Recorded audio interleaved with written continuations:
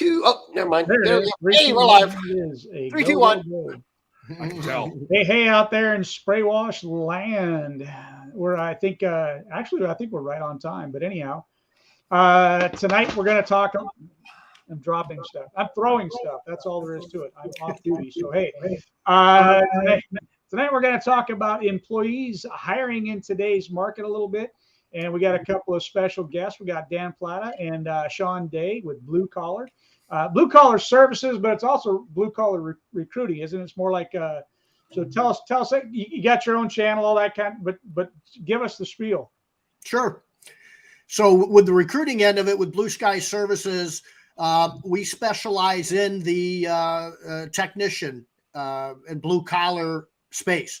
So we own cleaning companies, pressure washing, window cleaning companies, some other services as well. So we're colleagues as much as we are vendors or service providers. Right. We understand the business. So we really do everything we can to stay in our space because we know it as well as anybody as far as recruiting. That's the name of our game. And then Dan, you do a lot of the bookkeeping and all that sort of stuff. Matter of fact, I think Jeremy said he just signed on with you. Which one? I think we got like Jeremy Brook. Yeah, we have like 17 Jeremys now. I can't keep track of them all. Yeah. Brooksy's been on for a while. I was on a Zoom with Carly, his wife, the other day, and we were troubleshooting some stuff with the old House Call Pro. But yeah, I think we have 270-ish bookkeeping clients now. So that's nice. That's a thing. Bookkeeping's a thing. It's real. We were just to go off on the bookkeeping for a second. We were at our annual franchise meeting, last year, or no, earlier this year, and we were talking. We have a Conquer coach, and one of the first things that, and with Tanya and I just coming into this family, it was like one of the first things that we mentioned, because the question was posed of, what can you do to make yourself more effective? And we immediately said, stop doing your own books. And it was one of the things that the Conquer coach, looked at us, because, let's face it, you've got this computer system in front of you. You're sitting at the front counter all day. And it's like, well, I can just kind of do this thing myself. But no, it's really not. It's still sucking your time. You're so much better off having somebody else come in there and do it and check your work. And don't waste that time of stuff that experts can do quicker than you.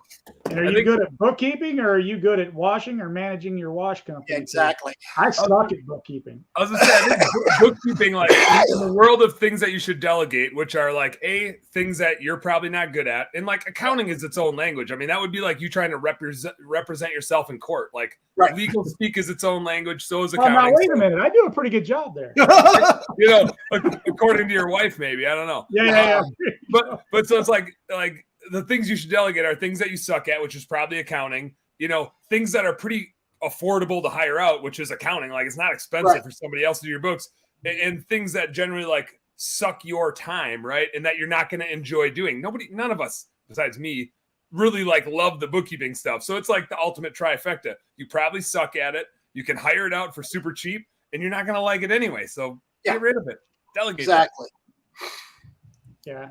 I've always sucked at bookkeeping. It's cost me a lot of money from things, but I hate it with a passion. There's nothing, my bookkeeper just recently had said, well, you're going to have to start back up your QuickBooks and all this kind of stuff and start taking care of your books. And I'm like, no, that's what I don't know. No, I'm not. You are. I don't do that stuff. Yeah. My books were in such poor condition. Blue Skies almost didn't buy my company back in 2015. Yeah, when we bought John's company, what? Yeah, it's like let's just start a new QuickBooks and start over.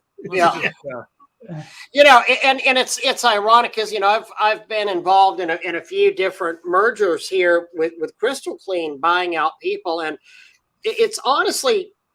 It's nothing to be embarrassed or ashamed about. This isn't, if your books are a mess, I mean, okay, be a little ashamed about it, but I'll show you how serious it can be, that it could literally keep your company from, you could have a company worth 7 figures and it could keep a sale from going through because your books and your accounts are just all over the board in a mess, because I know that they've looked at several companies and the guys are just, the books are a shambles out there. And I've seen it happen with more than 5 guys that are large, 700 to 1.5 million companies out here. Well, 1.2 million companies in the industry. And one, they don't know what they're actually making or doing. And two, the company that they want to sell to, most importantly, doesn't know what they're actually doing and can't formulate an offer to them. And until that gets straightened out, the offer never will come. If your books are absolute crap. If it does come, it's like way the hell down here. Exactly. I mean, they're going to have something that you can't prove. Right. Yep. Right. I mean, they're not going to sit there and go, oh, yeah, we'll pay you a premium because you're telling us everything's great. That's not going to happen. If you find that guy, sell it to him right now. Exactly, yeah. Sell the damn business right now if you find that guy. Get cash, because I'm guessing that's Yeah, he might not be around for long. He might not be able to pay you on his payment plan. Oh, my God. All right. So how do people, and I hear this, I get the privilege of talking to a ton of washers, every day of my life now. And I hear it over and over again. I can't find good people. I can't find good people. I'm tired of it. The people I do find are crap and I need to let people go. And so guys, how are they gonna do this? How do they find them? That's a great question. We hired, I think, 40 people at one location last year at Blue Sky Services, and we hired over 100 last year. So it can be done. It can be done. I want to start there. I always go back to pretty fundamental, basic, simple things. And number one is the mindset of they all suck, this is terrible, and all that needs to go away. That's number one. That's number one. And that's what we see all over the places. They all suck. They all suck. Exactly. That's the person that doesn't have a growing business, right? That's exactly right. Exactly. Convince themselves that they're already defeated. If you want to go look for a magic wand under a unicorn, you could do that all day long. I got news for you. In one of the most difficult labor markets I've ever seen, and I've been self-employed for about 30 years, you're going to have no-shows. That'll happen. You're going to have people that say they're going to come and they don't, and all these things. But it can be done. There's a few things that we do. Fundamental things. Number one, most people don't research their labor market. When we're all entrepreneurs, small businessmen and women out there. What do we love? We love high revenue, sales, growth, marketing, all that stuff, right? But what about, and we'll research our labor market, see what our competition's up to when it comes to that end of our business. Why don't we do that with the recruiting end? That's number one. Research your labor market to make sure you know, is there an Amazon coming up? What are people paying? Not just ABC cleaning down the road, but your other competitions, which in today's market is now Walmart. That was never the case 10 or 15 years ago, is now Amazon, all these other places, right? So I got news for you. McDonald's is paying $15, $18, $20 an hour. They're starting to creep into our labor market, and I would submit they're there. So we've got a lot more competition. Research, number one. Number two is you need to invest some money. If you're willing to spend $5 or $10 grand in marketing, you better be willing to spend a few $1,000s in boosting and sponsoring job ads. And that's probably the number one thing that I get resistance from when I talk to people about recruiting. My good friend Dan, the bookkeeping accountant guy there, will tell you how much we invest in boosting and sponsoring job ads to get one cleaning technician. It's a big lots of money. Yeah, so would you agree that, because one of the ways that I look at it, you have to, let me back up a little bit. For me, one of the ways that I think is that people are hiring basically the first warm body that comes along. And the problem with that for me is very simply that I think you should be looking at a technician as the long-term side of it. What is the value of that technician over a year's time frame? Okay, they start out as an assistant. You work them into a lead tech. what is the value of that employee? And so now you have to equate all of your marketing towards getting an employee to being able to fit into that category. We have a spreadsheet where we literally calculate, just like you would calculate your client acquisition cost. We're calculating how much we're spending on ad boosting by source, and then we can see conversion rates and how long they stick. And so we can get recruiting candidate acquisition cost. We can figure out how much it costs us to go find that next employee. And so just like you do on the marketing side, that gives you the confidence to go spend a whole lot more money when you know, like, oh, if I spend this much, it'll convert, and I know that's profitable. Because at the end of the day, our average client pays us like what, $1,000 maybe. So I mean, obviously, commercial pays more, and some residential pays smaller. Depends on what area of the country you're in and all this stuff.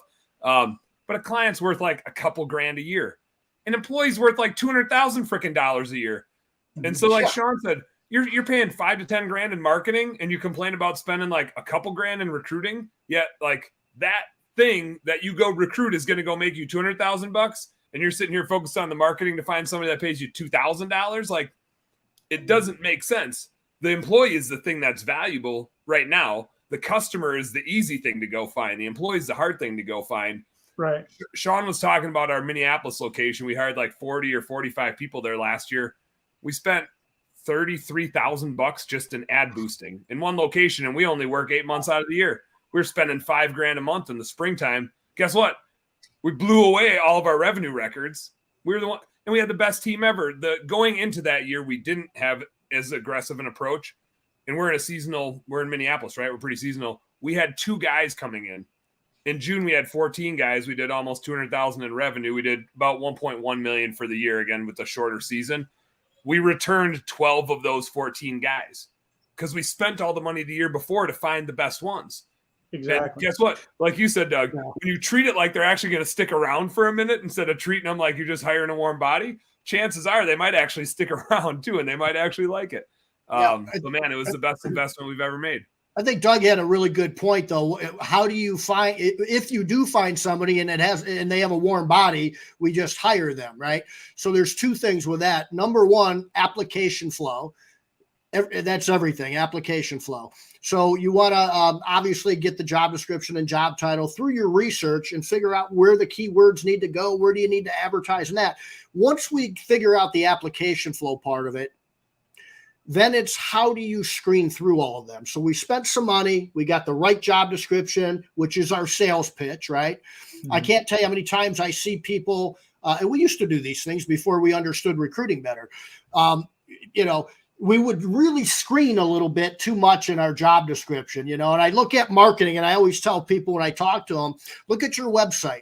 Do you sit there and go, if you're going to be a cheapskate, don't bother calling us, right? You're not screening clients or prospective clients on your website.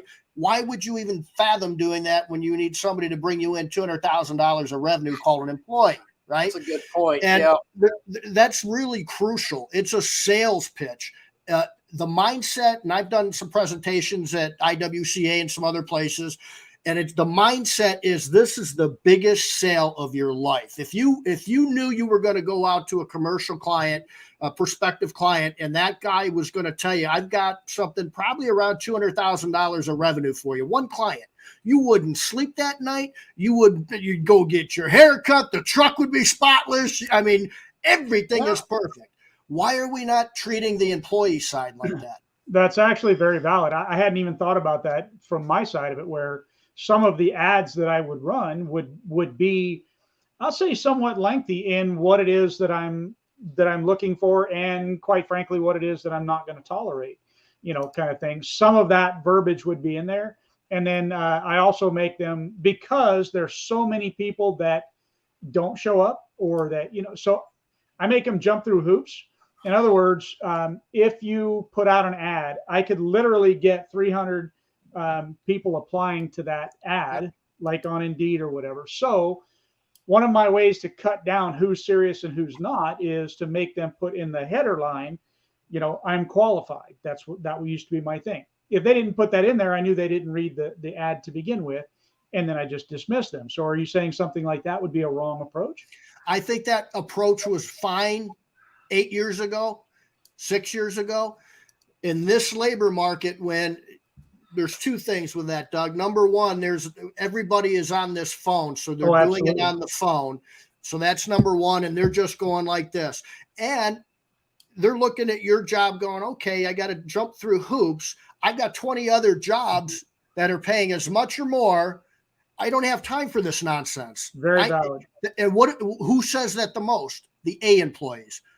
That's who says it the most. In this labor market, we've got to make sure that it's, in my view, extremely easy to apply for a job, not qualify to get an interview, but you damn well better have a lot of prospects and everybody on planet Earth. I've got this huge, huge funnel, big funnel, hole on top and a little pee hole on the bottom. To your earlier point, you're spot on though. It's the screening before they get to that interview and waste your time. The screening is key. Doug, to what you were saying before, and as Sean kind of pointed out the timeline of it, I think historically using the job description or like application to weed people out made sense.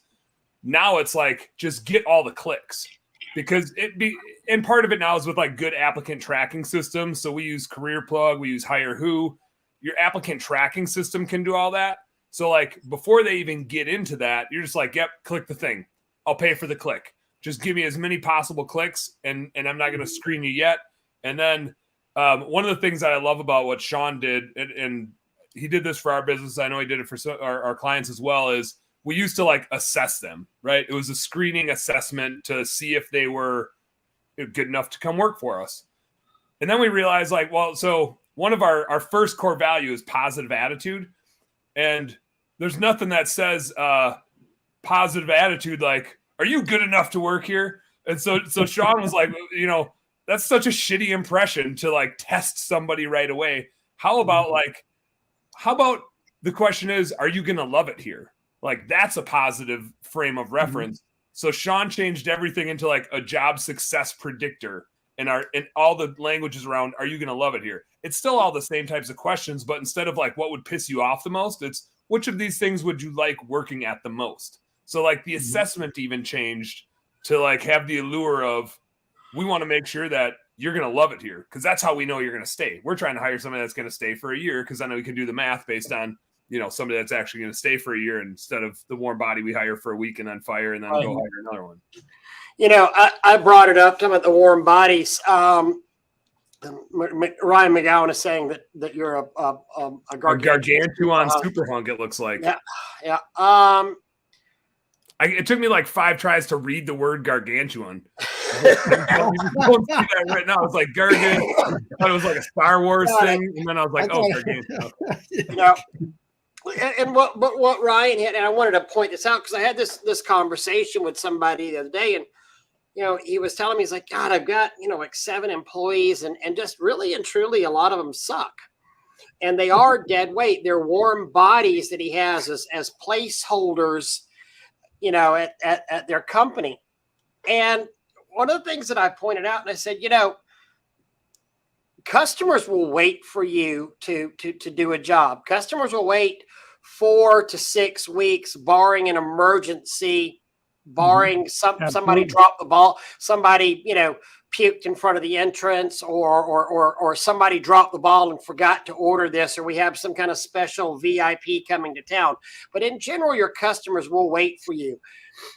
Customers may not tolerate a crappy job. So you've got employees that are not necessarily up to par and are underperforming for you, and you still send them out just to get them hours to make it happen.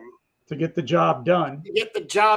But not only to get the job done, but to keep these people around, so in case you need them, in the hopes that they will finally wake up.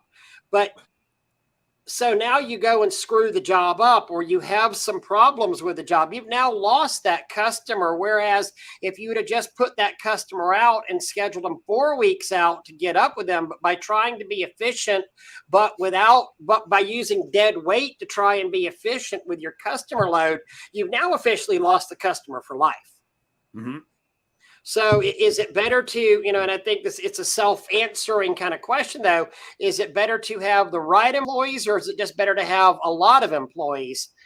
Obviously it's better to have the right employees because I'd rather do the job one time, keep that customer for life than go and screw that job up and lose the customer forever with the wrong people. One thing I've noticed, no, it's like 2 or 3 things that I've noticed. We'll see how many. One thing is we have to hire fast, so we can't like scrutinize too much. And therefore we're going to hire some of the wrong people. But like Sean said earlier, there's the risk that if we don't hire them really fast, they're going to be gone because they can go get a job yesterday. And right. So if somebody else made them an offer already, like what time is it? It's 7:20 here. If I wanted to, I could be hired somewhere by the end of today. Right? Like it's that easy for somebody to find a job right now. So there is a speed element to it that we got to be first. And so just like when you get a click on whatever, pay-per-click system you might have for marketing and you want to be the first one to get back to them, recruiting is very similar. Like you got to be the first one to get back to them or they might already have a different job, which opens the door that you might hire the wrong fit.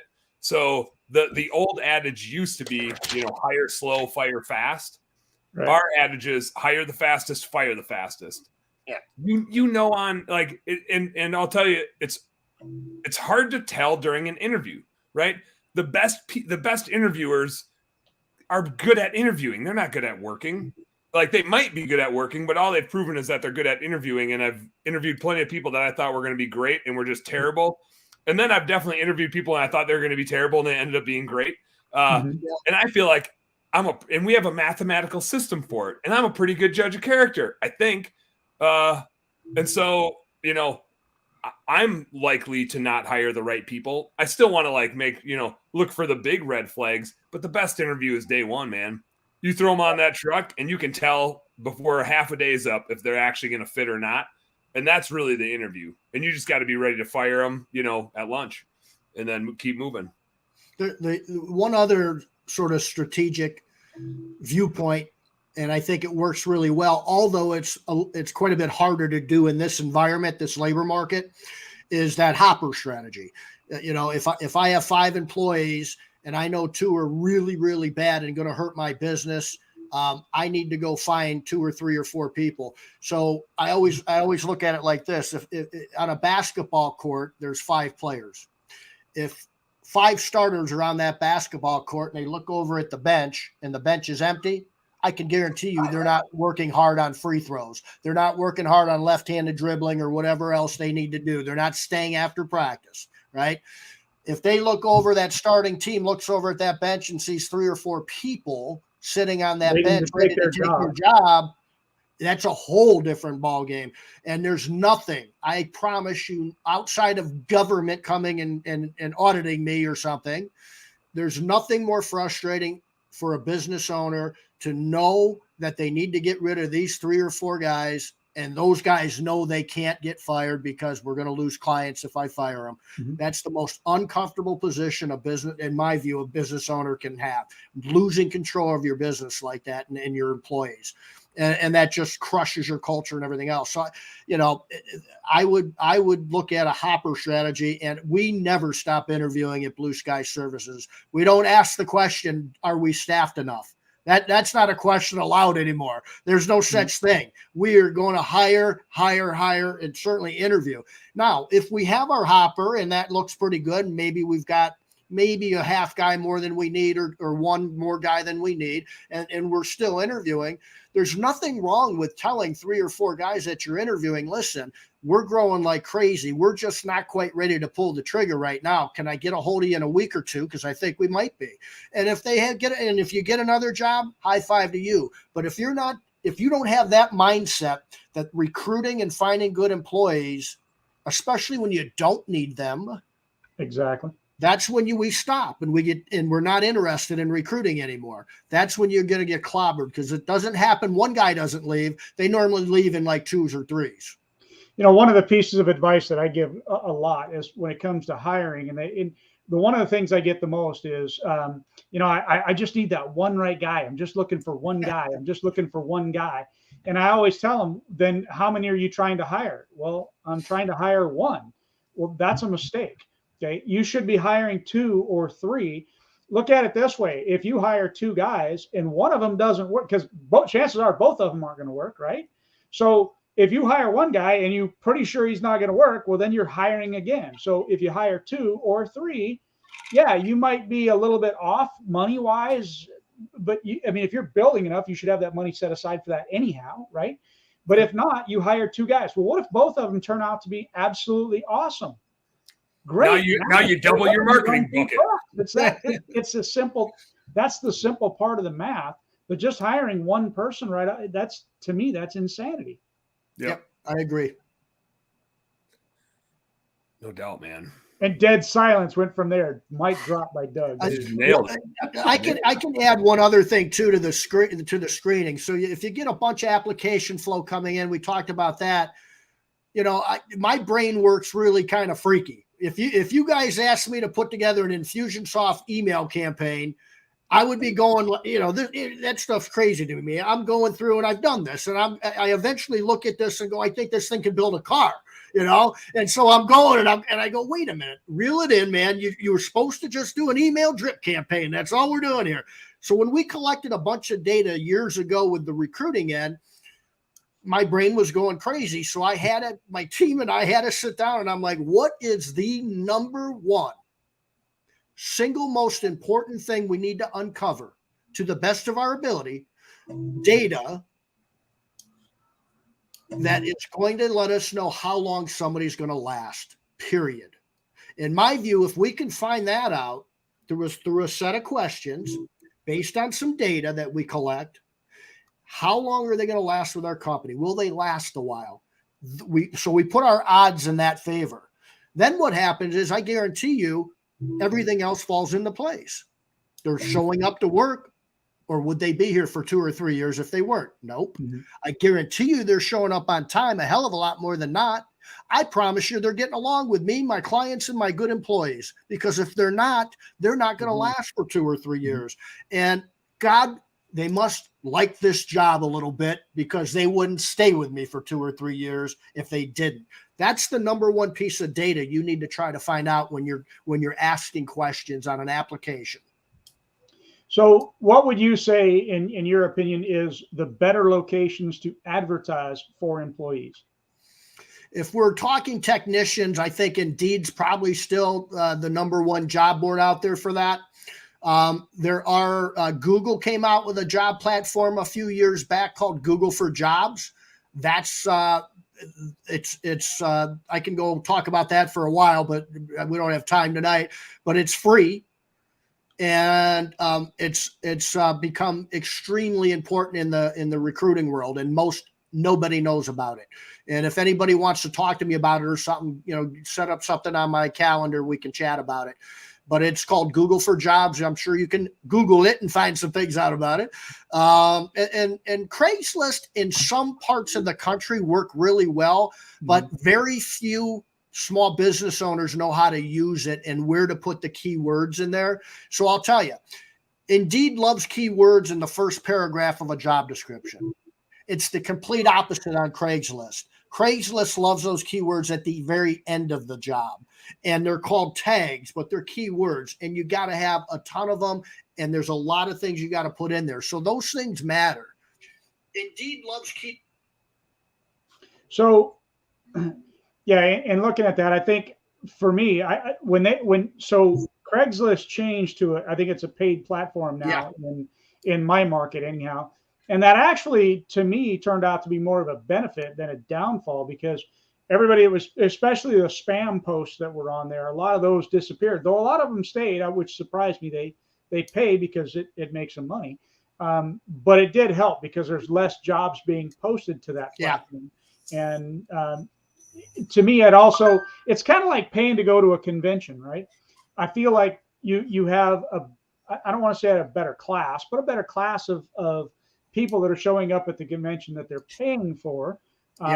And the employees, I think, know that, hey, when they're looking over Craigslist, that the employers are a little bit more serious about employment, because they know that they're paying for those ads as well.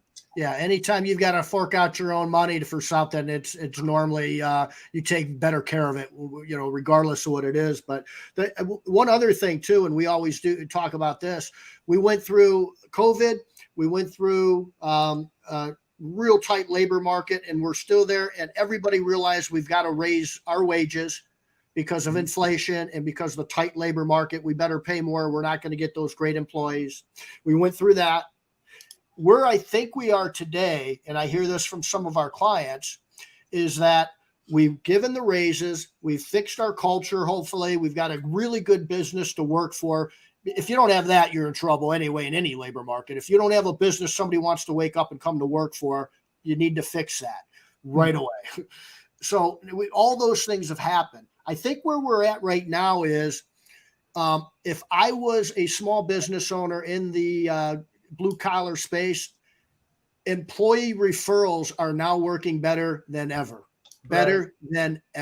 because I can tell you right now, the jobs report for May came out on Friday. One of the things, and there's a couple other reports that have come out in the last couple of weeks. One of the things that continues to be an issue is Americans are quitting jobs more extremely than any other time in our history, quitting their job. That doesn't mean they're going home and sitting on the couch. They're just not as loyal as they were because there are 20 other jobs to go interview for. So they're not nearly as loyal as they were. And everybody is given a raise. So that's no longer the differentiator here. What is the difference is if they like to come to work and you're treating them better than ever, now it's time to ask, hey, do you know anybody that's looking for a job? And I hear a lot of our clients are succeeding with the bonus or pay $1,000 if you bring somebody in and they're with us for 90 days or more, whatever it is. Employee referrals. Yeah. One of the things that I think too, when you're looking at a potential employee, if they're saying something like, yeah, well, I mean, I'm interviewing because there's no jobs out there. To me, if somebody says there's no jobs out there, and I hear that, and you're like, I'm crossing them off my list right away. Because I'm not the best at interviewing. I know not to hire that person. Yeah. Exactly. I don't know what planet they're on. Yeah, Brooksy, always be quoting, baby. That's right. The other one that I love is, I think we get this more in our maid service businesses, but I've definitely had it in window cleaning plenty of times and pressure washing is like well, I'm just looking for an easier job. And I'm like, man, why would you ever say something like that to somebody you're about to go work for? I'm looking for something that's easier. It's like, you clearly have never done this job before. If you came here looking for something that's easier, like, what the hell do you think we do all day? That's awesome. We spend most of our mornings sitting on the couch drinking coffee. We work about 2 or 3 hours a day. I think you meant to go find a job with the county working for the department. I think that's where you're looking for government work. Yeah. You found the wrong. Which ironically we are too. Oh man.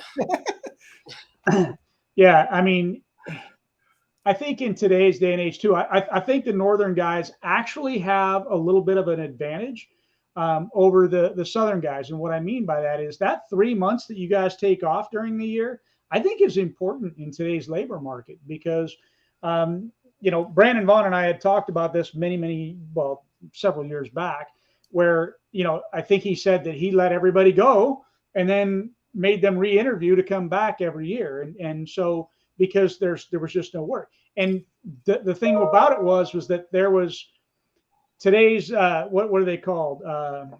Millennials. And he goes, I am a millennial. And I think when you look at a lot of the resumes today, they say, 6 months at this job, 4 months at this job, a year at that job, 6 months at that job. So they don't like working that long at a particular place. So getting that 3 months off, allowing them to recharge a little bit and come back, I think is an advantage for you. What do you think about that?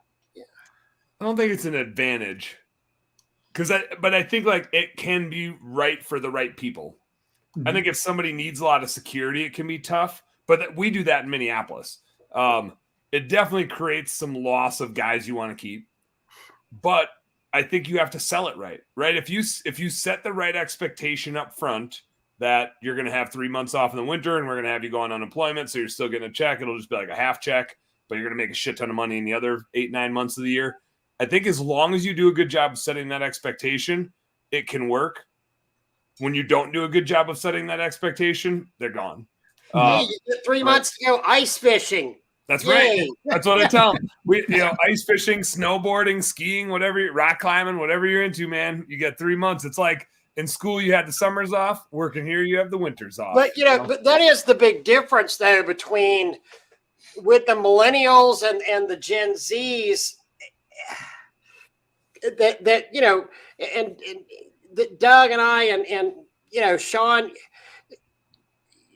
Dan, you're a youngin', but that's one of the differences that we see, though, is the gig economy, the gig job thing is much more important. It was my generation and my parents' generation that went to work someplace and worked there for 20, 30 years and then retired. I mean, it's from my generation on, this, I guess I'm a Gen X, where it's really okay to move around in your jobs and shift around and it's totally acceptable. And it's really acceptable now for the millennials to be at a place for 6 months and be at a place for 3 months. And, I might be here for 2 years and really not cause negative blots on their job history because they're looking for their happiness. And that's paramount to them versus building a long-term thing. There's a something I'll touch on real quickly with the mindset with that as well. If you think about it,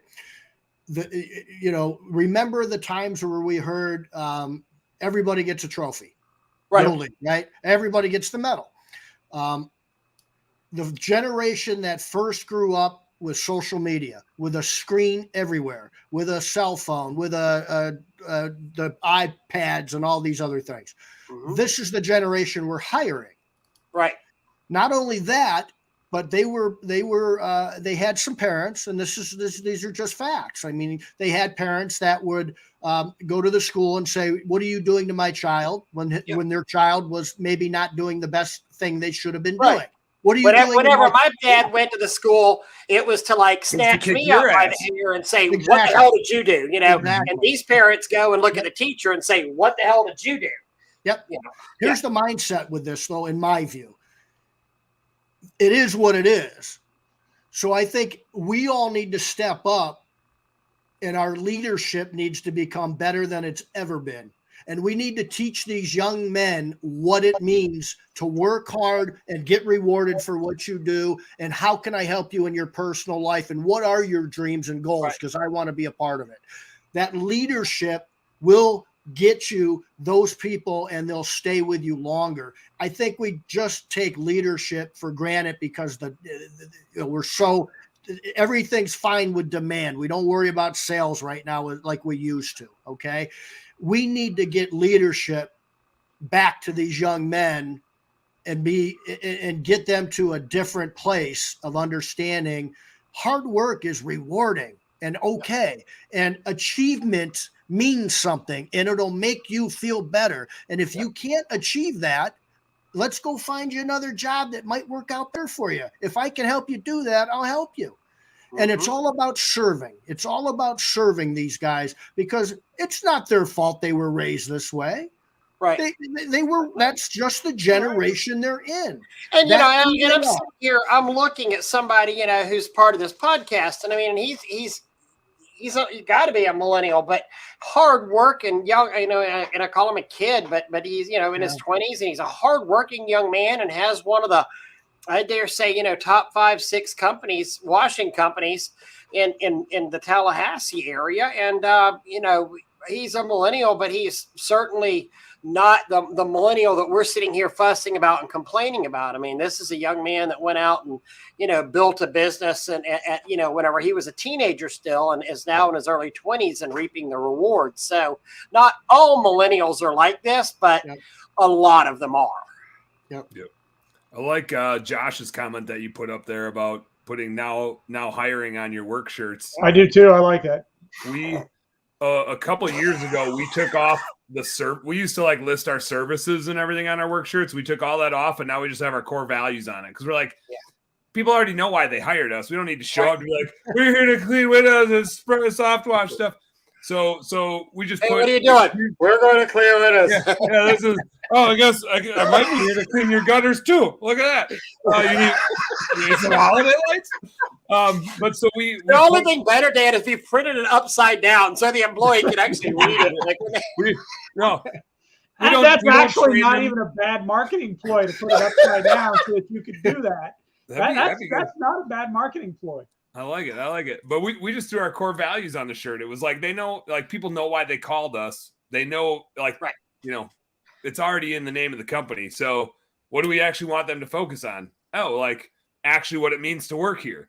That's what matters. It doesn't matter what they're doing. It just matters why they're doing it. So I like Josh's point there. Always be recruiting. Although the only thing I don't like is he said always be hiring. I don't know what the hell that means. The only way I understand it is always be recruiting. ABCs, always be recruiting. Oh my God, look at that.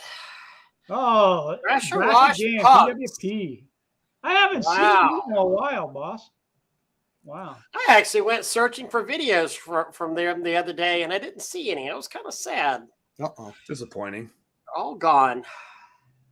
They all got copyright struck, I guess.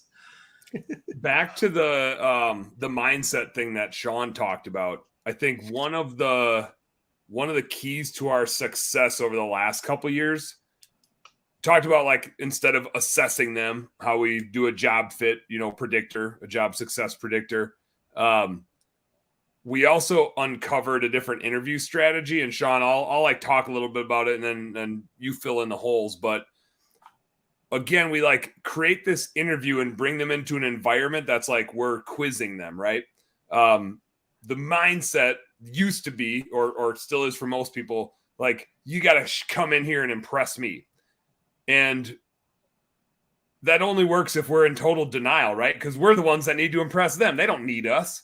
We need them. So when you realize that, which I think we all do, we need to figure out how to impress them. We're not going to impress them by asking them a whole bunch of questions to see how well they answer them and us nodding, Right. So instead of doing that, we switch to a sales pitch. We don't bring them in to ask them questions. We bring in to give them a presentation about our business. And so when we book it, we don't tell them that it's like a group thing. We just say, hey, here's the 2 slots. They show up, and then all of a sudden there's like 8 people there, right? Of course, we send it to 30. So 8 people show up. But that's by design. It's so much more efficient then, because we're not scheduling a bunch of interviews. There's 2 times a week. Come to whichever one works for you. And so we can invite 50 people a week. And we're, so 10 to 20 will show up out of the 50 we invite.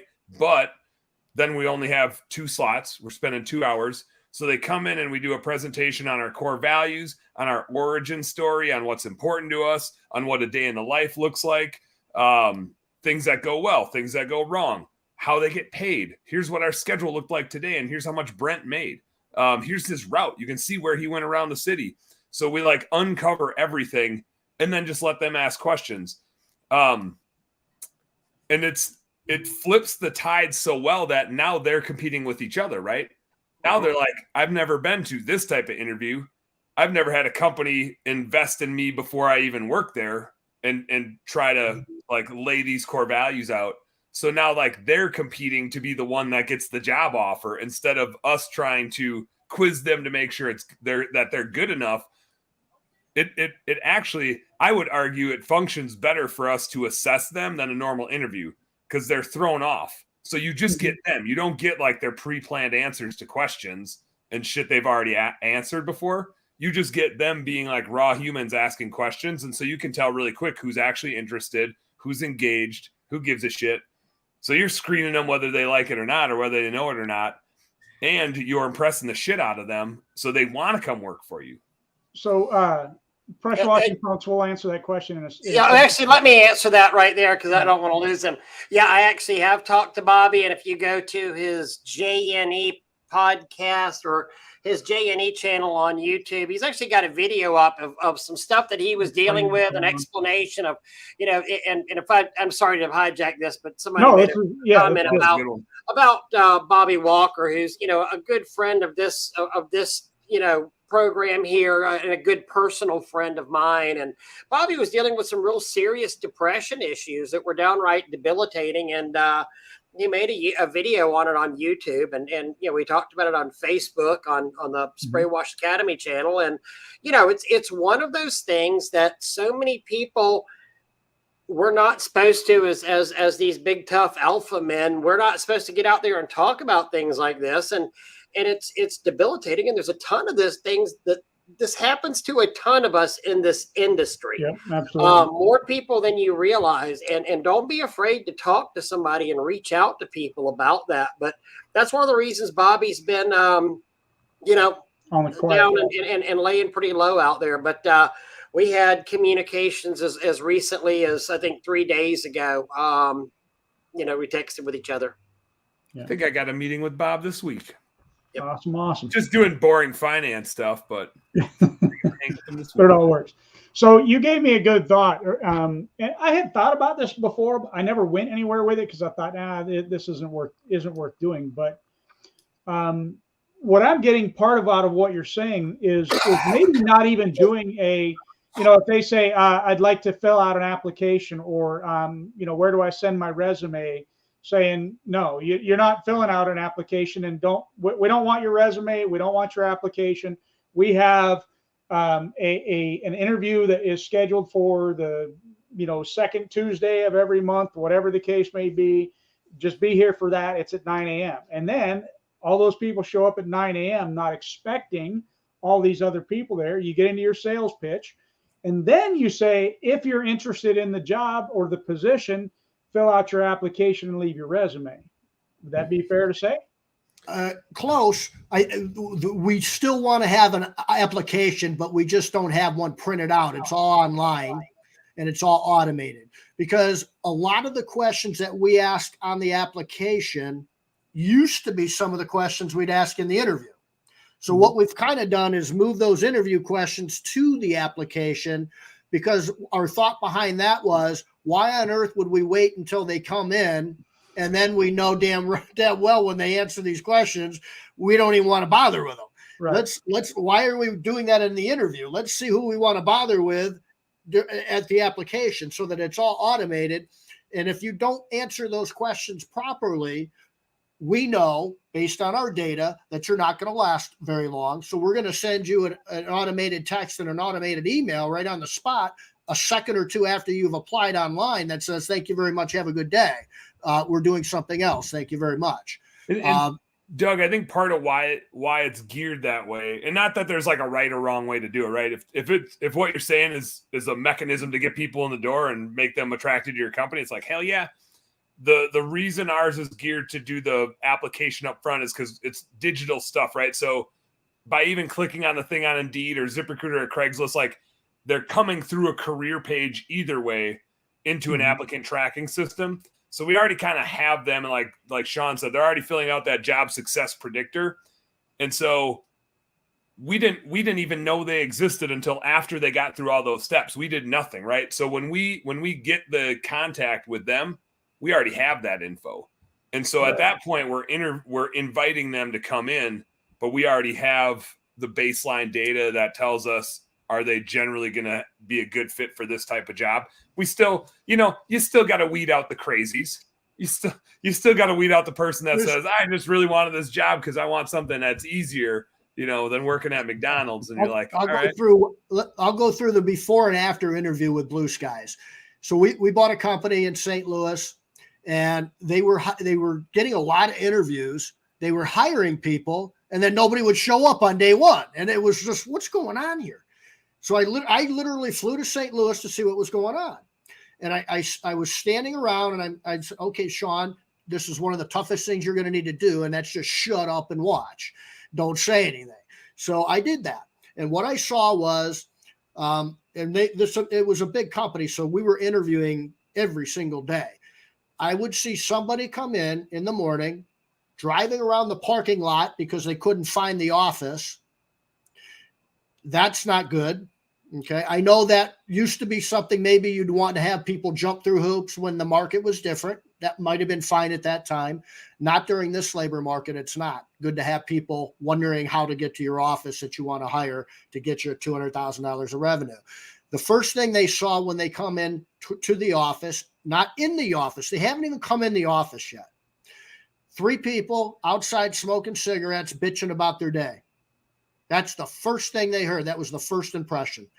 They come into the office finally, and there's 6 other workers at a table doing some paperwork. Every one of them turned around and looked at this poor human being like they had 3 heads. Not one person said hello. Not one person got up. This isn't unusual. This isn't unusual. And then after about 10 minutes of standing there, the manager finally runs out that's going to be interviewing, papers falling all over the place, and says, hurry up and come in here. We got to get this over with. So I had to go walk down the hallway because my head was about to blow off through the blood pressure problem I instantly got by seeing this. And I was so pissed off, I literally could barely breathe. And I was so pissed off that I didn't train those people well enough to do that differently. It was very rare for me to be as upset at myself as I was that day. That's before. After is somebody goes out, when you know somebody's coming, and somebody, we had a job title for this person. I can't remember what it is now because I'm not involved with it day to day. You are like going out and greeting this human being that comes in. You are to know their name, introduce yourself, and introduce this person to everybody in the room. Now you've got group interviews coming in. We've got water, we've got coffee, we've got some fruit, some energy bars. What do you need? Because you're going to interview at maybe 5 or 6 o'clock at night with us, at least. You're probably going to be maybe a little bit hungry. What do you want? We'll have it for you. We have name tags that we want you to have because we want to know who you are. We want you to know who we are. You're coming into our home. I want you to be as comfortable as possible, because if you're not, you might not want this job, and you might be one of the best employees on planet Earth that we've ever hired. I don't want anybody uncomfortable in my home.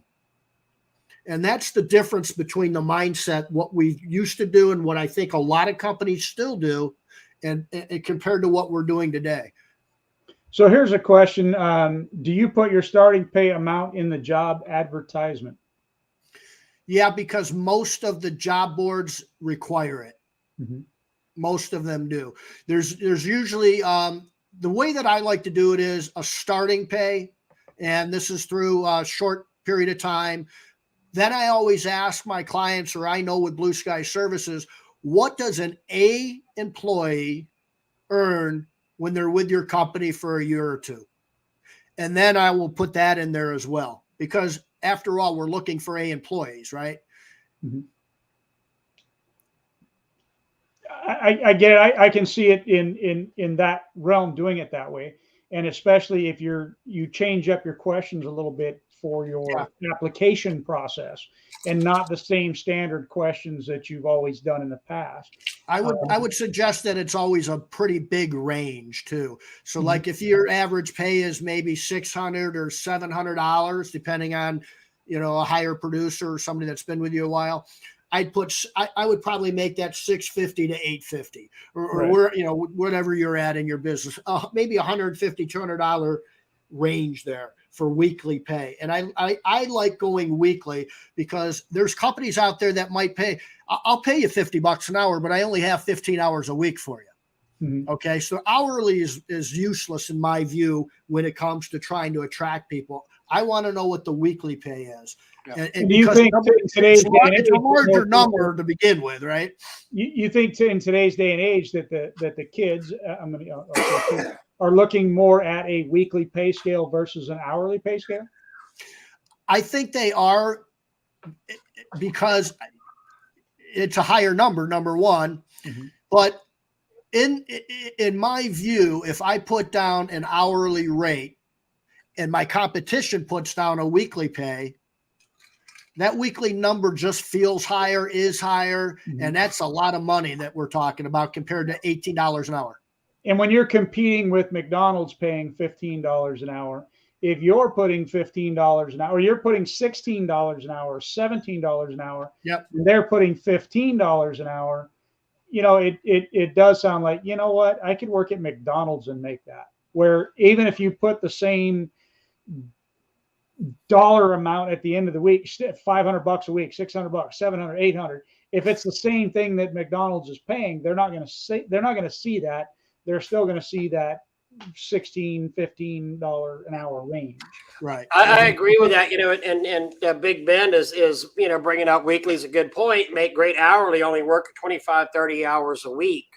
And so many times, we're off by 2, 3 o'clock in the afternoon out there. And if you're talking about being off early isn't always a blessing to a guy that's making an hourly wage out there. It's, sometimes you're going, well, yeah, I'm getting screwed out of $45, $50 today by being off at 2 o'clock, if I'm making $15 an hour. So that's one of the reasons, I see a lot of guys going with, with the percentage basis or commission or piece or however you want to say that, or, commission plus base, or, there's many ways to do it as you want to do it, as long as you stay legal doing that. And, you should have some, I think Henry's saying about doing some guarantees on here, minimum 6 hours of pay whatsoever.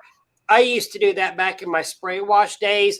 If I called you in for a shift, you were guaranteed at least 6 hours on your shift of doing that. Even if you were only there for 4 hours, if I needed you on a service call, you were going to get that. But then, I'm also seeing Steve, and most of my guys get 50 to 60 hours a week. But you're right. I mean, if you're paying them for that and they're making the money, you can justify the overtime out there.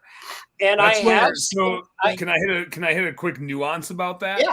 Yeah. So one of the interesting things is when you pay commission style pay, and you said it earlier, but you got to do this legally and you got to set up right, but you no longer have to pay overtime if they're hitting commission based pay in 50, 60 hours, you calculate it compared to like minimum wage overtime. And as long as their commission is still more than that, you don't owe them additional overtime. Right. So I know we benefit a lot from that, because in May and June, of course, we're going to work 50, 60 hours. But in July and August, we're going to work like 20 to 30. That doesn't mean we can afford to pay them a whole bunch of overtime in May, June, and October, November when we have those hours. But it doesn't, like, we still need to pay them a shit ton of money. We just pay them commission style pay, for all the reasons you said, Ray. And commission is really smart. I mean, the especially where you're paying your lead tech on the commission. And I've seen companies that are paying 15 to 18% per job. Even up to 20% for their lead techs out there. Now, those lead techs are taking from cradle to grave ownership of that job as well, too.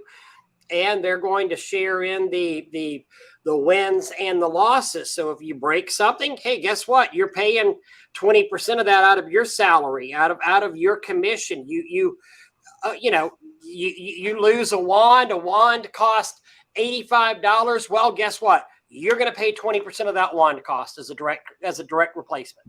Yep. It gives them some ownership of that.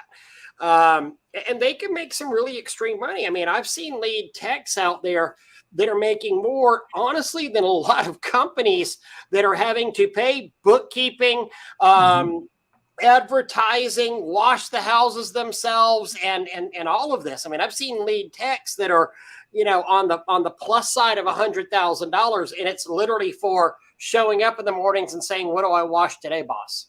Exactly.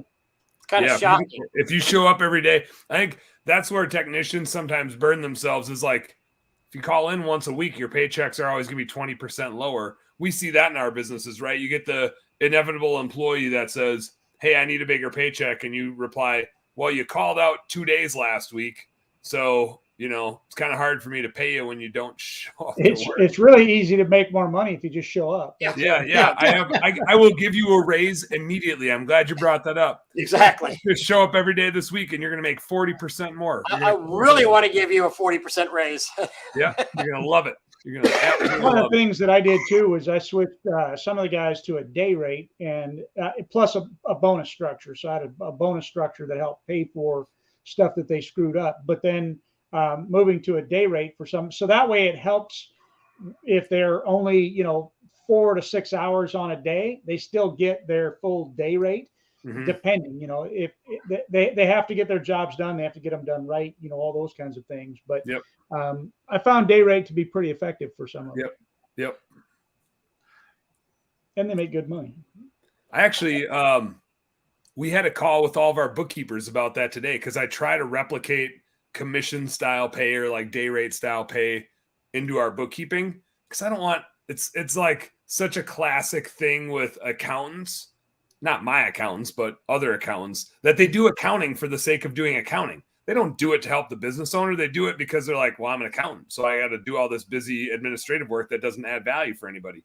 So we had a call with all of our bookkeepers today. I was like, we don't do accounting for the sake of accounting. We do accounting that our clients care about and helps them make decisions to make more money. That's the only reason we exist. So don't milk the clock, spending a bunch of time like sending our client an email about a $20 transaction. By the time they even open that email, you cost them $20.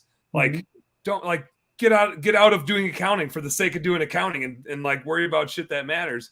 And we pay them hourly, but then at the end of the month, they kind of get like a true up bonus based on their production rate. So we measure how much revenue they produce, how many hours they work, and they basically get a bonus that's equal to if they were paid like commission. Because it's a production based activity, right? Just like going out and soft wash or something. It's production based. Yeah. So Will you get like the bookkeeping life tattoo, like right along in there? Because that would be like so thug, Yeah, with like a badass font, maybe some barbed wire coming out of it. Bookkeeping for life. Although I got really, Ray, I don't know the last time you saw me, if you remember, like upper body, not much. I got really big calves though. Like my lower body is like, if I was going to get like a tribal tattoo, I'd probably have to get it around my calf just so I didn't look like a total poser. So maybe I'll get this tattoo on my leg. So it's like more intimidating. You can like flex your bookkeeping skills right there. I just think by doing the calf, I'm sitting here now staring at my calves. Like if I had a really good tattoo artist, I could probably like flex my calf, and either it would like look like a beer bottle was opening, or maybe like a set of books or something. I bet they. Oh my god! If you could make it look like a dollar waving, there it is, right there. Yeah. I like that. If there's a good tattoo artist listening, I don't have any tattoos. I'm not a tattoo sort of guy, but if somebody can whip that up for me, I might. Bobby Walker might be able to refer somebody. I woke up one morning and that was on. I had like a dart sticking out of my neck, and there was that. I asked Tanya about it. She's like, I have no idea. I told her it really limited my options for the future. I could either find another Tanya. I could possibly like get that O into an A and go a Tanya. Yeah. Or I could like, go the wrong way. I could get the A covered with a heart and find a Tony. Yeah, but I'm really, really limited in the future here. Well, you could get a transgender and go Stanya. Yeah. Why not? Yeah. Look at the problem. That won't happen, Doug. You know what? I could see me going gay before I become the tranny thing, because choose one or the other, baby. But you can't have the conglomeration. Your words, not ours, Ray. Yeah. Your words, not ours. I'm just saying, if I gotta do something, I gotta do. At some point, it's going to come in really handy for the rest of us that you said that. We'll try to remember. Yeah, you're right. I shouldn't have said that. That was probably a bad idea. That's the NyQuil talking. This stuff online I hear only lasts forever. Don't worry about nothing. Oh my God. There is a coupon code. It's spray wash.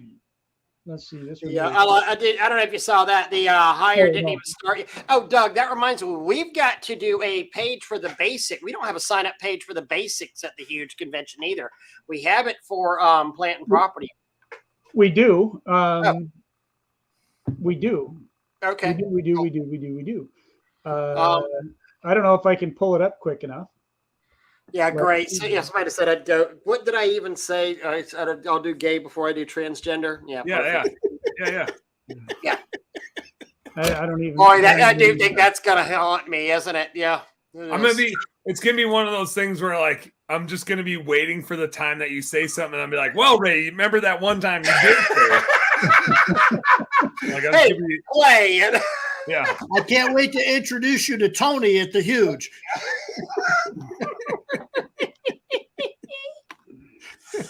Oh my God. So wrong.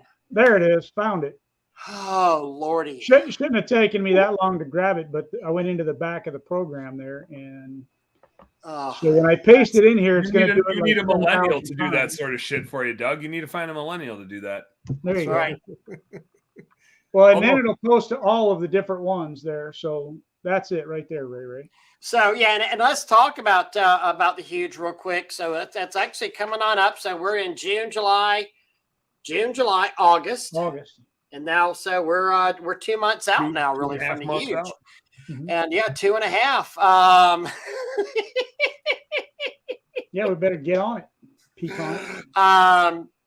So, and actually, hold on. Somebody said, so Jeremy Brook would actually be typically, because, it's never like some little 120-pound woman, 120-pound guy that does the tranny thing that could actually get away with it. It's always somebody the size of Jeremy Brooks or somebody that can play linebacker for University of Nebraska. It's ma'am guy. Jeremy's not a small child, at all on there. So I could see Jeremy doing the whole tranny thing. Yeah. I feel like Carly would kick his ass though. Yeah, Carly would.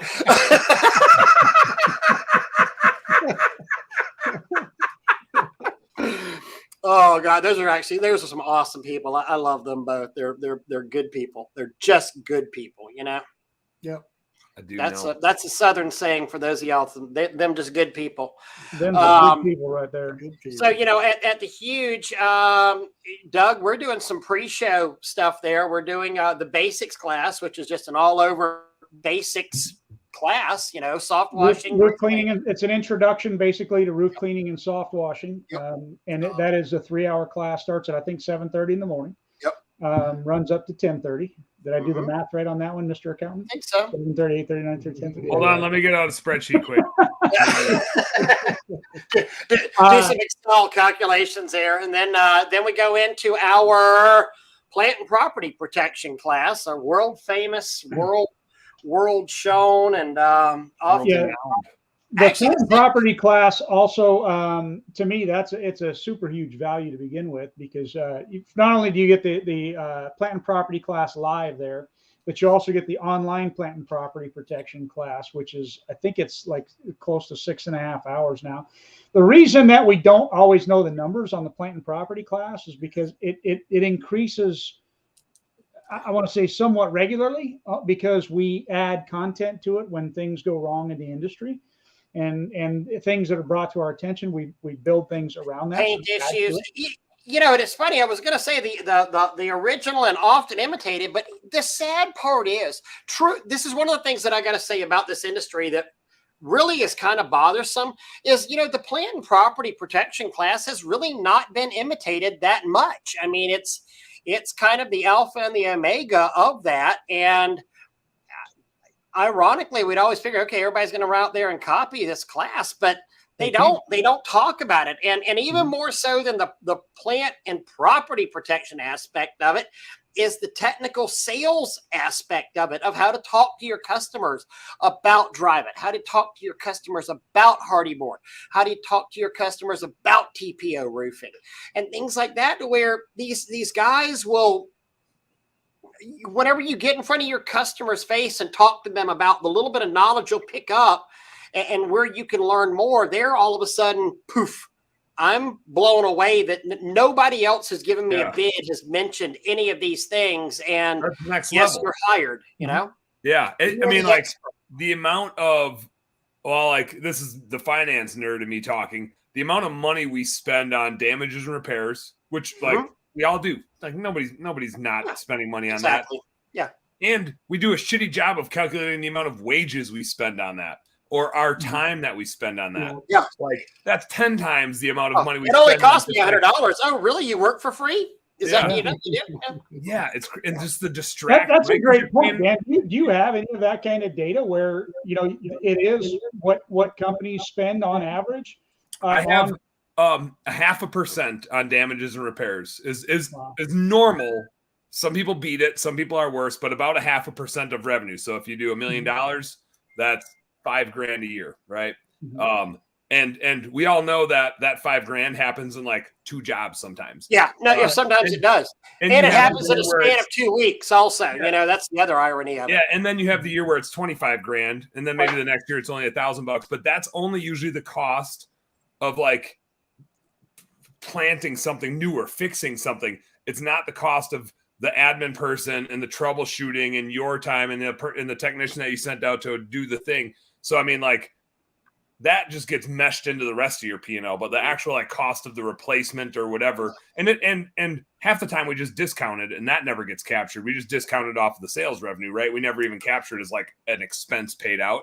So I mean, realistically, it's probably 1 to 2% of all of our P&L.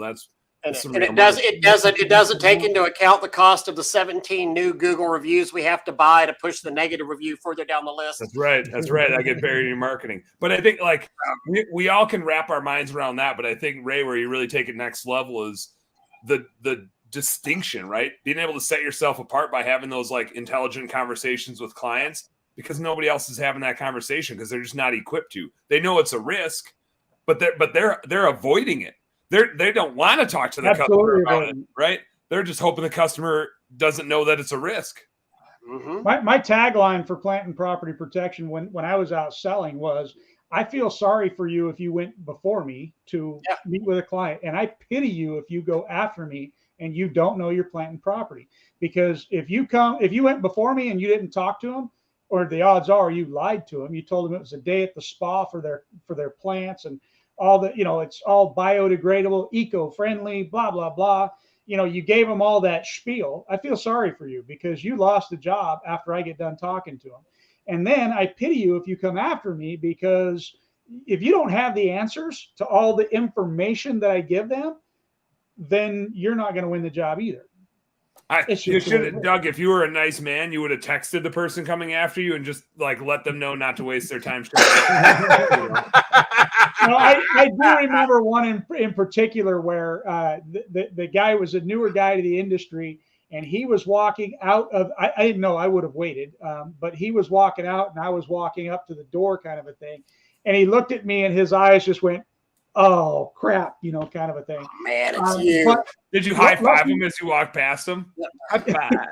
Well, lucky for him, they absolutely, I mean, within the first 30 seconds, I knew that wasn't a client for me.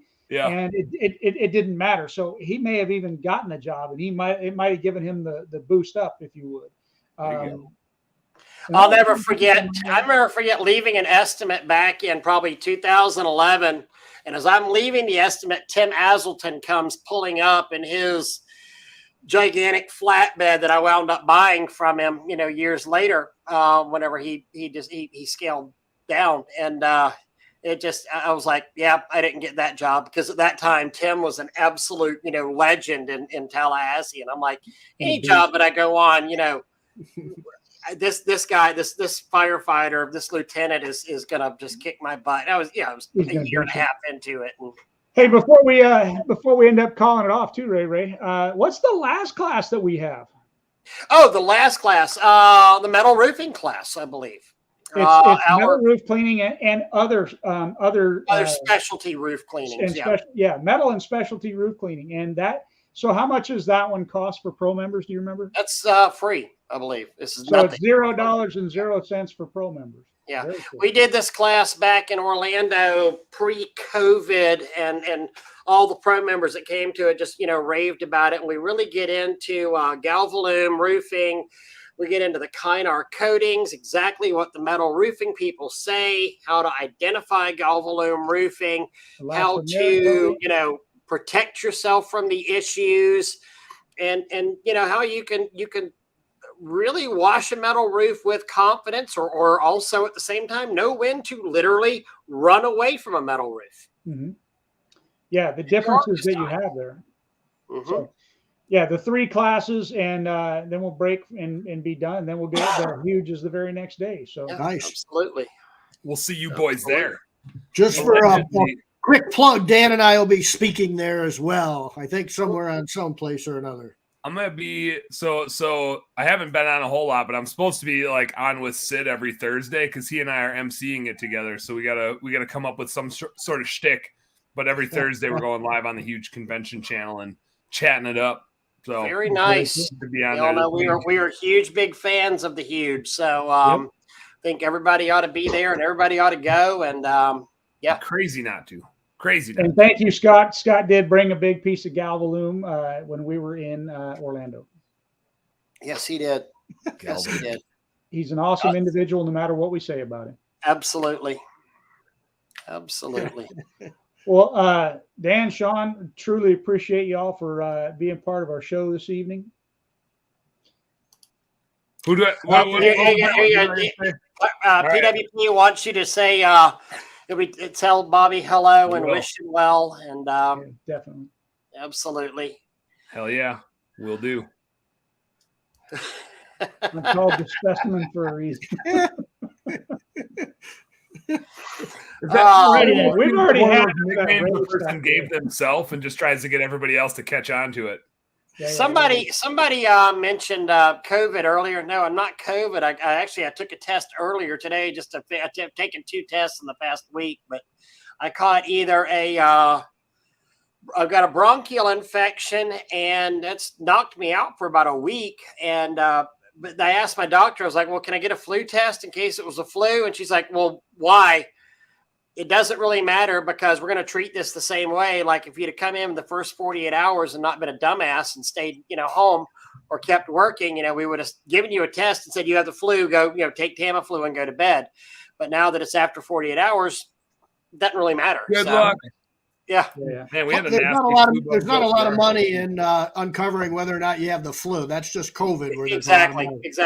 So it's here. Take this Augmentin and hack into a tissue. Yes. All right. I hope you get well soon. Oh, thank you. I'm on the upswing, but the only problem is that lady right now is now laying in bed sick and is really pissed off at me because I've given her something. Yeah. What goes around comes around, It'll be your turn next time. Thank y'all so much for your time. I mean, we love having experts on this show, and you two guys are obviously experts at what y'all do, and we appreciate it. And thank y'all so much for your time, and thank you. And hang out with us here for just a second, and we'll end the broadcast and have a little chit chat. And audience, thank y'all all very much for spending this time with us. We appreciate you. Appreciate you. Thank you. See you guys. Take care.